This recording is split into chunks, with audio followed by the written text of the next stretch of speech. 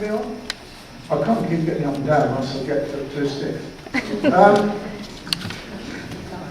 The very first piece I ever had published, well, I went to the music editorial department with what I thought was an arrangement of something that I wanted to have published. And Bramble Coles was the editor in those days. And he said, I sent this piece up, and he sent me a letter and said, would I go and see him? Well, I was so thrilled that Bramble Coles, this great man, would want to see me. And so I went up to see him. And he said, we've been looking at this piece that you've arranged. He said that we don't really want this, but we think you should write some original music. Well, if he'd have given £1 million, I couldn't have been happy. And so he said, go away and do something and then bring it up and show me. So I went away and wrote a march, actually. And as a very young man, went back up to SP&S, as it was those days, and got to the door, and the lady said, yes, what do you want? I said, I've come to see Colonel Coles.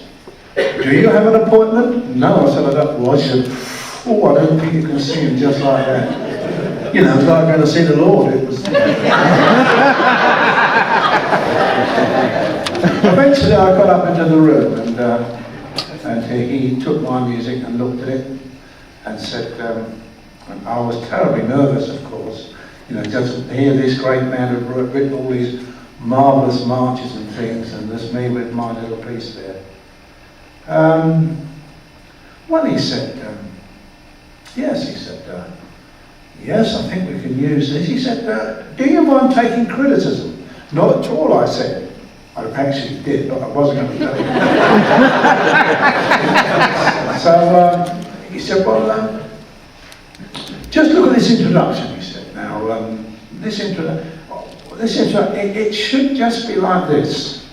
And in pencil, he changed 2 or 3 notes, which I didn't like him doing, but, you know, if it was going to be published, I was ready to do anything.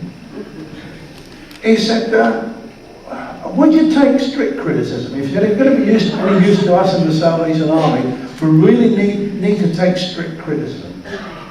Okay, I said, very reluctantly.